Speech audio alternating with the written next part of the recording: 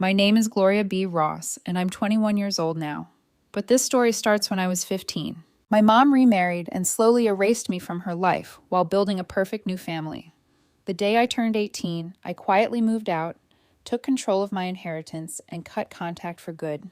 When I say erased, I don't mean she stopped loving me overnight. I mean she started editing me out of her life, one small choice at a time, until one day I looked up and realized I wasn't part of the picture anymore. My dad died when I was 8. Heart attack at 42. Completely unexpected. One day he was teaching me to ride a bike, running beside me, with his hand hovering behind the seat so I wouldn't fall.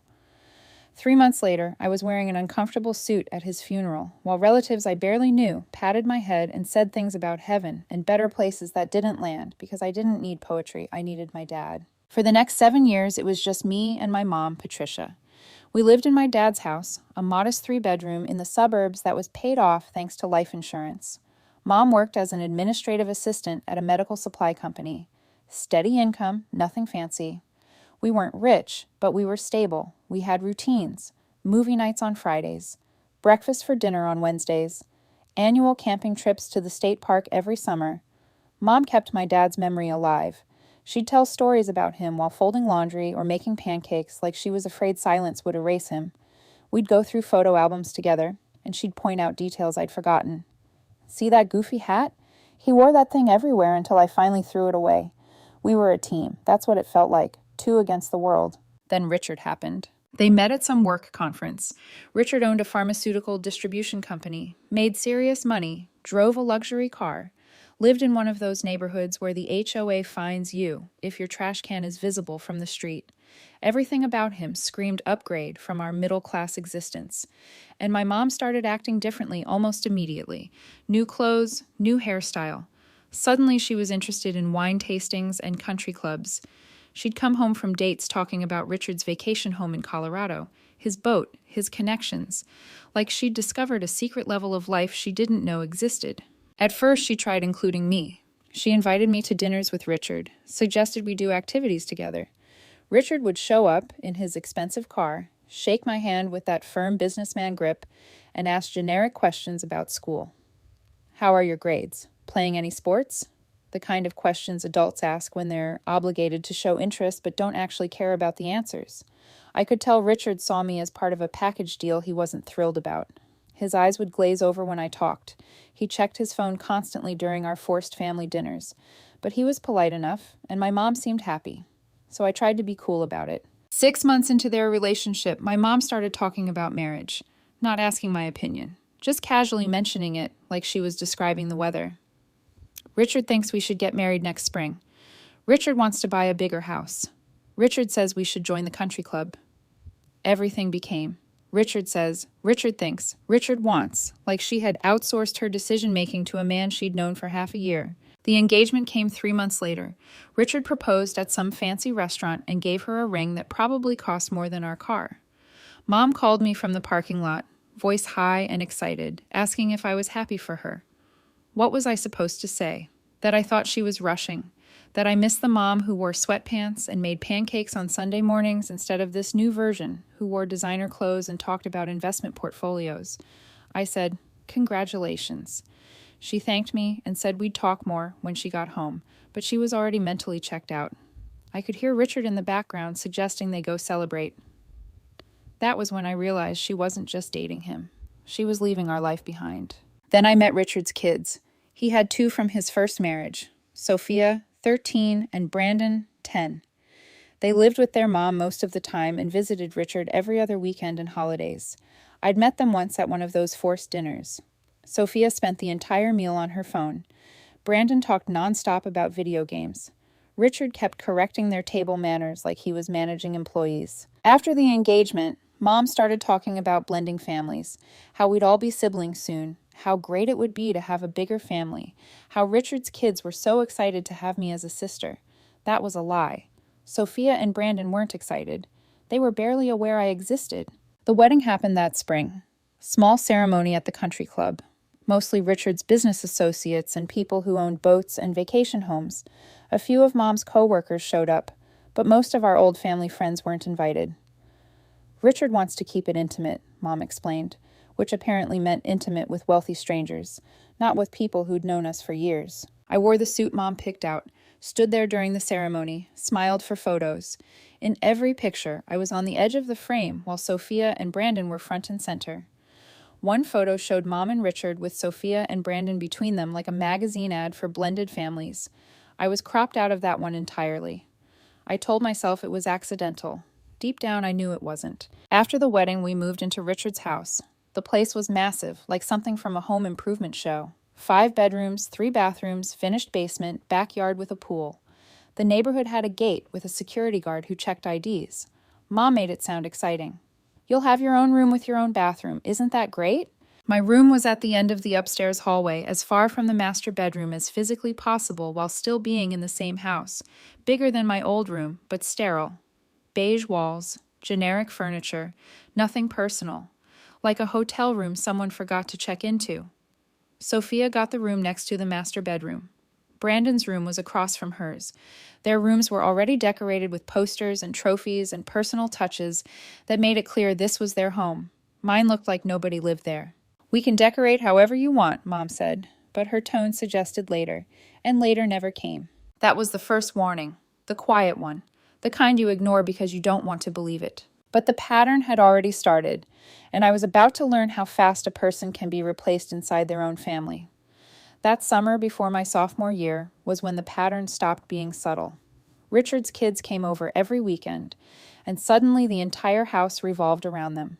Their schedules, their preferences, their routines, what they wanted for dinner, what temperature to keep the pool, what show we watched. I would suggest a movie, and Sophia would roll her eyes and say she was watching her series. Brandon would announce he needed the pool for his friends, and somehow that became law. I wasn't asked if I minded. I was expected to adapt. Mom started spending all her time with Sophia. Shopping trips, spa days, mother-daughter lunches at the country club. Things Mom and I used to do together became their thing, and if I pointed it out, she'd accuse me of being jealous. This is what blended families do, she'd say, like she'd read it off a brochure. We make everyone feel included. Except I didn't feel included. I felt replaced. Sophomore year started, and the differences became more obvious. Sophia and Brandon went to Westfield Academy, a private school that cost more per year than most people make. I stayed at Lincoln High, my public school, in the district we'd lived in for years. When I asked if I could switch so we'd all be together, Richard said Westfield's tuition was already stretched with 2 kids. Mom jumped in quickly with a bright smile. We can look into it for junior year. We never did. Sophia and Brandon got designer backpacks, the latest smartphones, laptops for homework, and new clothes whenever they wanted them. I got told my 3-year-old laptop was perfectly fine and I should be grateful I had one at all. When I pointed out the double standard, Mom said Richard's kids were used to a certain lifestyle and it would be cruel to change that. Oh, what about my lifestyle? I asked once, standing in the kitchen while she packed Sophia's dance bag for the weekend. Mom didn't even look up. You're adaptable. Translation, you're less important. Family dinners turned into a performance I wasn't invited into. Richard would ask Sophia about dance, Brandon about soccer, both of them about private school drama and their friends' parties. Then he'd glance at me and ask, "How's school?" in the tone of someone checking a box before returning to what mattered. Mom would sometimes jump in with, "Gloria made honor roll," or, "Gloria did well on her project," but it always sounded forced, like she was reading a line in a script about how to include the kid from her first life. The worst part was watching Mom transform into someone I didn't recognize. She joined Richard's country club, started playing tennis, went to charity events where tickets cost more than our old monthly grocery budget. She stopped cooking the meals my dad taught her and started ordering expensive takeout or using a meal delivery service. Our old traditions disappeared.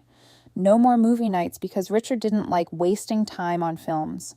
No more breakfast for dinner because Richard said it was unsophisticated. No more camping trips because Richard's idea of roughing it was a 4-star hotel without a spa. I tried talking to Mom about it. Told her I missed our old life, missed spending time together, missed feeling like I mattered. She got defensive immediately. I'm building a new life, Gloria. This is good for all of us. Richard provides stability and opportunities we never had before. You need to be more grateful and less selfish. Selfish. That word hit like a slap. Missing my mom made me selfish. Junior year, things got worse. Richard decided the house needed renovations. They remodeled the kitchen, upgraded the master bedroom, added a home gym. Brandon wanted a game room in the basement, so they finished it with new furniture, a huge TV, every gaming console imaginable. My room got nothing. When I mentioned maybe updating it too, Richard said we'd get to it eventually. We never did. That Christmas was when the imbalance stopped being deniable. I watched Sophia open presents worth thousands, a new laptop, designer clothes, jewelry, an iPad, just for fun. Brandon got a new gaming computer, expensive headphones, collector's edition games, sports equipment. I got a $100 gift card to Target and some generic clothes that didn't fit quite right. When I opened the gift card, Mom said, "Practical gifts are sometimes the best," with way too much enthusiasm, like she was trying to convince herself. Sophia and Brandon ripped through their presents and disappeared to their rooms. I sat there holding a Target gift card while Mom and Richard cleaned up wrapping paper like this was totally normal. Later that night, I found Mom in the kitchen and asked if she noticed the difference in gifts. Her face tightened. "Richard's ex-wife has different financial expectations for her kids," she said. "We need to respect that." "What about my expectations?" I asked. "You're almost an adult, Gloria. Material things shouldn't matter so much." Apparently, material things only mattered if you were Richard's biological kid. That was when I started spending more time out of the house. Stayed late at school for clubs, went to friends' houses, picked up a part-time job at a hardware store, anything to avoid going home to that massive house where I felt like an inconvenient reminder of Mom's old life. My best friend Kevin noticed. He cornered me at lunch one day, after I bailed on plans for the third weekend in a row. "What is going on?" he asked. "You've been weird all year." So I told him everything. The blended family disaster, the way my mom had checked out of being my parent, how I felt like a ghost in my own house. Kevin listened and then said something that stuck. "Your mom chose her new family over you. That sucks, but at least you know where you stand. Stop waiting for her to remember you exist and start planning your exit." He was right, and the second he said it, I realized I had been waiting for something that wasn't coming. So I started planning, quietly, carefully, like my life depended on it, because in a way it did. I didn't make a dramatic announcement. I didn't threaten to leave. I just started planning. My dad had left behind a life insurance policy and a trust fund for me. $200,000 that would legally transfer to me when I turned 18. Mom was the trustee until then, but she couldn't access it beyond approved education expenses. That money was my exit door. From the outside, nothing looked different. I still came home for dinner. I still nodded when Richard talked about building generational wealth. I still smiled at Sophia's dance recitals and Brandon's soccer games, but inside I was counting days. I made spreadsheets, calculated rent near the state university 3 hours away, where I had applied without telling anyone, researched how to open a bank account independently, talked to Kevin's older brother about security deposits and utilities and what to expect when you move out at 18. Every paycheck from the hardware store went into savings. I stopped asking for anything at home, stopped expecting anything. Meanwhile, life in Richard's house kept orbiting around his children. Brandon's birthday? Richard rented out part of Disneyland, matching shirts, professional photographer, easily $10,000 gone in one weekend. My 16th birthday? Mom baked a cake. Richard handed me a $50 bill and said, "Don't spend it all in one place." They cut the celebration short because Sophia had dance practice. That was when something hardened in me. Not anger exactly, clarity. Senior year started, and I got my acceptance letter from the State University's Civil Engineering program with a partial academic scholarship. I told Mom at dinner one night. "You applied without telling us?" she asked, surprised. "Since when are we making decisions together?" I said quietly. Richard chimed in. "Have you considered community college? It's more cost-effective." It wasn't about cost, it was about control, and I had already decided I was done negotiating for space in a house where I was tolerated, not wanted. Then came the family meeting. One Sunday afternoon, Richard called everyone into the formal living room, the one with the expensive couches no one was allowed to sit on casually. "We have exciting news," he said, smiling at Sophia and Brandon. "We are officially adopting them." Mom beamed like she had just won an award. One big happy family. Sophia and Brandon looked thrilled. They would legally become Richard's children. They would share his last name, his benefits, his legacy. "What about me?" I asked. The room shifted. "What about you?" Richard said carefully. "Am I part of this?" Mom exchanged a glance with him. "You already have your father's last name," she said gently. "We thought you'd want to keep that." They hadn't asked. They had decided. I could have argued. I could have pushed. But by then I understood the blueprint. They were building something, and I wasn't in the design. The adoption went through in early March. There was a party at the country club to celebrate. Cake with "Welcome to the family," piped in frosting, monogrammed gifts, speeches about fresh starts. I stood in the corner eating shrimp cocktail and counting down days until my birthday. My 18th birthday fell on a Thursday. I woke up with an overwhelming sense of relief. This was the day I legally stopped being dependent on them. Mom left a card on the kitchen counter with $100 inside and a note saying they'd celebrate properly that weekend. Sophia had a dance competition Saturday, so properly would likely mean squeezing dinner between her rehearsals. Instead of going to school, I went to the bank. I walked in with my birth certificate, driver's license, and trust documentation. 2 hours later, $200,000 had been transferred from the trust into a new account solely under my control. The bank manager, an older woman named Helen, handed me the confirmation paperwork and said, "Big day?" "The biggest," I replied. Next stop was the apartment complex near campus. I had already been pre-approved. I handed them a certified check for first month, last month, and security deposit. They gave me keys to a small one-bedroom unit that smelled faintly of fresh paint and possibility. I spent the rest of the day moving. I didn't have much. Mom had donated most of our old furniture when we moved into Richard's house.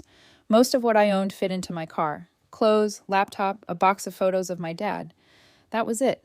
3 years in that mansion, and I left with less than I arrived with. By 6 p.m., I was sitting on the floor of my empty apartment eating pizza with Kevin.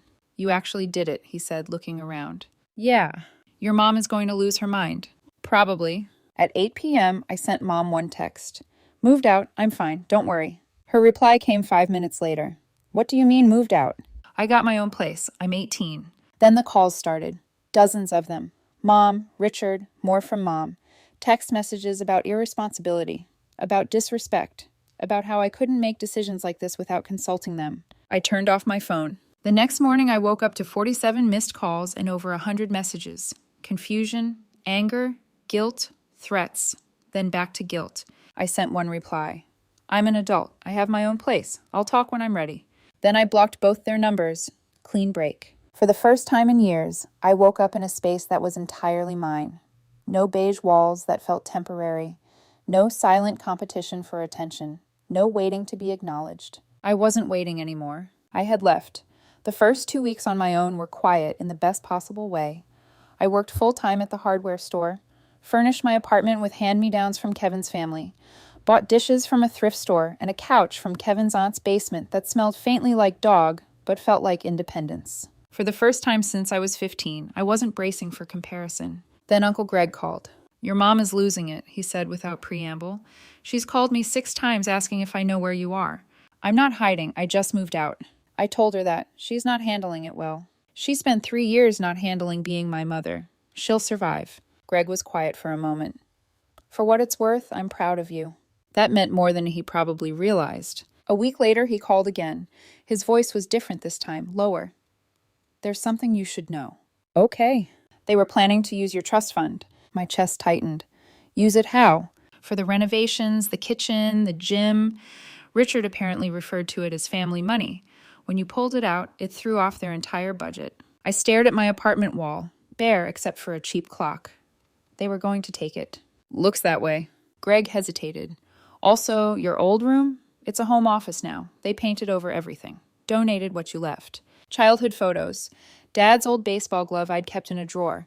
The poster from my first science fair. Gone. It should have hurt more than it did. Instead, I felt something close to relief. They had erased me physically, which meant I didn't have to wonder if I'd overreacted. April rolled around. I got an email from Mom to my school account. She had figured out a new way to reach me. The message was long and frantic. How hurt she was. How immature I was being.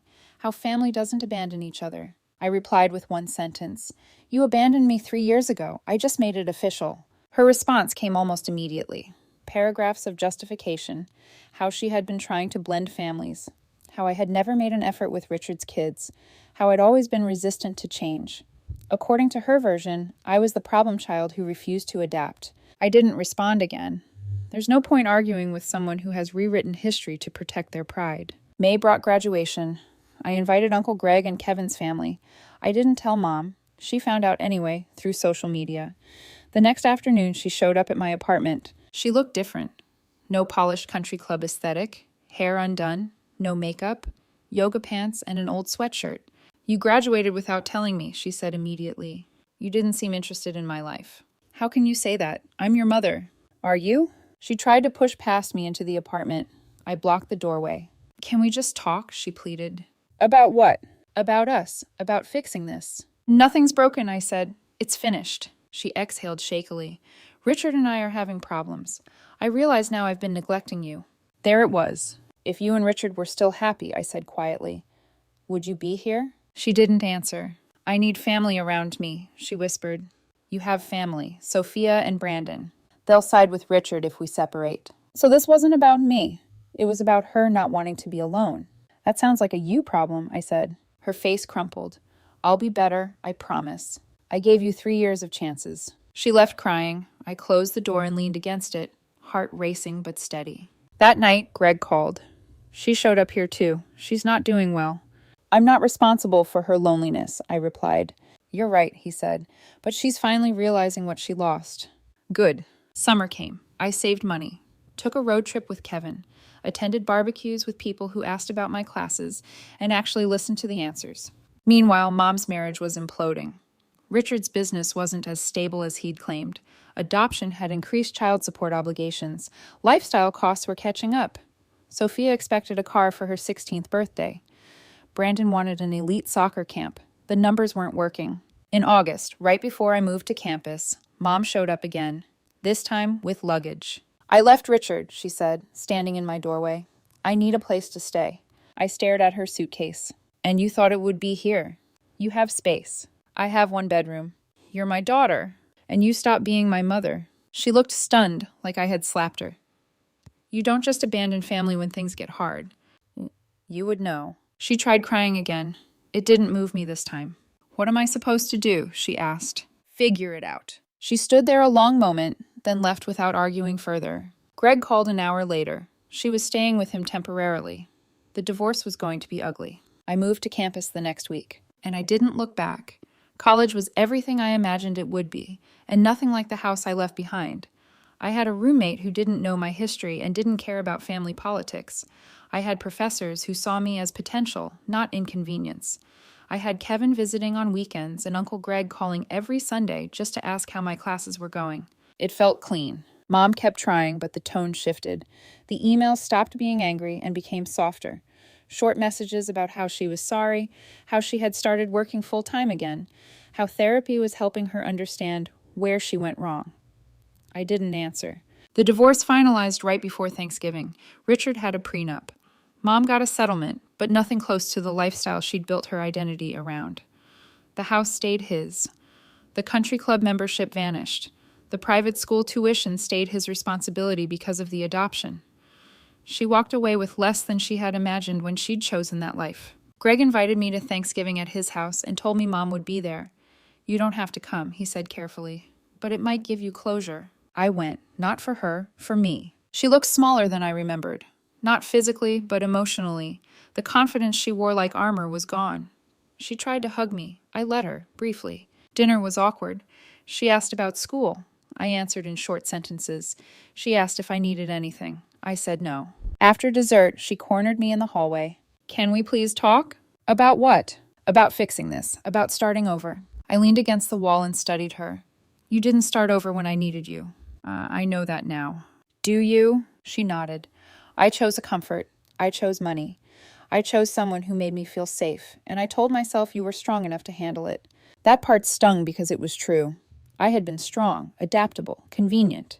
"I was building a life," she said softly, "and I didn't realize I was erasing you in the process." "That's exactly what you did." She swallowed. "I can't change those years, but I can change how I show up now." I looked at her for a long moment. She wasn't asking for money. She wasn't asking for housing. She wasn't asking for rescue. She was asking for access. And that was harder. "I don't hate you," I said finally, "but I don't trust you." She flinched. "Trust takes time," she said. "Maybe," I replied, "but time doesn't guarantee anything." We didn't hug again. We didn't reconcile. We just stood there in the hallway like two people who shared blood but not alignment. Sophomore year, she stopped pushing so hard. Emails became monthly, then seasonal. She sent birthday cards without cash inside. She stopped trying to guilt me. Junior year, I ran into Sophia at a coffee shop near campus. She was a freshman at the same university. She looked startled to see me. "Mom misses you," she said awkwardly. "That's unfortunate." "She's trying. She tried before, just not with me." Sophia didn't argue. She looked uncomfortable, like she was seeing cracks in her own narrative. Senior year came fast. I had job offers before graduation. I accepted one in a city 5 hours away. Good salary, real career, clean break. Greg threw me a graduation party. Kevin was there. His family was there. Mom asked if she could come. I told Greg no. "This is my day," I said. "I don't want it complicated." That night, she texted, "Congratulations, I'm proud of you." I didn't respond. Not because I wanted to hurt her, but because pride from someone who erased you feels hollow. I moved to my new city 2 weeks later. Apartment downtown, civil engineering job, my own furniture that I chose, my own life that didn't depend on being tolerated. Mom still sends occasional emails, updates about her job, about therapy, about how she's learning to be alone. Sometimes I read them, sometimes I don't. I don't hate her, I just don't need her. There's a difference. When you grow up being quietly replaced, you learn something powerful. You learn that biology doesn't guarantee belonging, that love isn't proximity, that family isn't a title someone claims. It's a choice. And I chose myself. By the time I turned 22, I thought the story was finished. Clean break. Occasional emails, no expectations, no more emotional ambushes. I had a steady job, a downtown apartment, a routine that felt solid. Kevin visited on long weekends. Uncle Greg still called every Sunday. My life wasn't glamorous, but it was stable, and stability, I had learned, is underrated. Then one Thursday night in late October, my doorbell rang. It was 9:40 p.m. No one I knew showed up unannounced. I checked the peephole. Mom. She looked thinner. Not dramatically, just worn down. No polished appearance, no performance. Just a woman standing in a hallway holding a small envelope in both hands like she wasn't sure what to do with it. For a second, I considered pretending I wasn't home, but I opened the door. "What are you doing here?" "I know you don't want to see me," she said immediately. "I won't stay long." I stepped aside. She walked in slowly, looking around like she was cataloging my life. The couch I bought myself. The framed engineering degree on the wall. The absence of anything from Richard's house. "I got a promotion," she said quietly, holding out the envelope. "Administrative director now. It's not glamorous, but it's mine." I didn't take the envelope. "Congratulations," she nodded. "I wanted you to hear it from me, not through Greg." Silence settled between us. It wasn't heavy this time, just honest. "I've been in therapy for almost 2 years now," she continued. "I've had to sit with some ugly truths." I leaned against the kitchen counter, arms folded. "Like what?" "That I chose security over motherhood, that I confused access to money with stability, that I convinced myself you didn't need me because it was easier than admitting I was failing you." She didn't cry, she didn't dramatize, she didn't try to justify. "That doesn't undo anything," I said. "I know." She placed the envelope on the table. "It's not money," she added quickly. "It's a letter. I didn't trust myself to say it right." I didn't open it, not yet. "Why now?" I asked. She took a long breath. "Because for the first time, I'm not asking you for something. I'm not asking to stay. I'm not asking for forgiveness. I just wanted to tell you that I finally understand what I broke." That sentence hit harder than anything she'd said in the past 3 years. I studied her carefully. No urgency, no desperation, no strategic undertone, just regret. "You hurt me," I said quietly. "I know. You didn't just move on. You erased me." "I know." There was nothing defensive in her tone, and that unsettled me more than anger would have. "I don't know if we'll ever be close again," I admitted. "I don't expect that," she replied. "I just don't want you to think I don't see it anymore." She moved toward the door. No lingering, no last-minute emotional hook. "Gloria," she said softly before stepping out, "I'm proud of the woman you became without me. I just wish I had been brave enough to help you become her." The door closed quietly. I stood there for a long time before picking up the envelope. Inside was a handwritten letter. No excuses, no rewriting history, just details. Specific moments she remembered missing. My championship game, my 16th birthday, the day she packed up Dad's old camping gear because Richard said it cluttered the garage. "I thought I was building a better life," she wrote, "but I was building it on top of you." I sat down and read it twice. It didn't erase anything, but it shifted something small inside me. The next morning I sent a short text. I read it. She replied almost immediately, "That's enough. We don't talk every week. We don't pretend nothing happened. We meet for coffee once every few months. Conversations are measured, honest, no forced closeness, no fake nostalgia. She never asks for money. I never offer. Sometimes forgiveness isn't a reunion. Sometimes it's distance without bitterness." I didn't let her back into my life the way it used to be, but I also didn't keep the door locked forever. Family isn't automatic, it's conditional. And this time, the conditions are mine.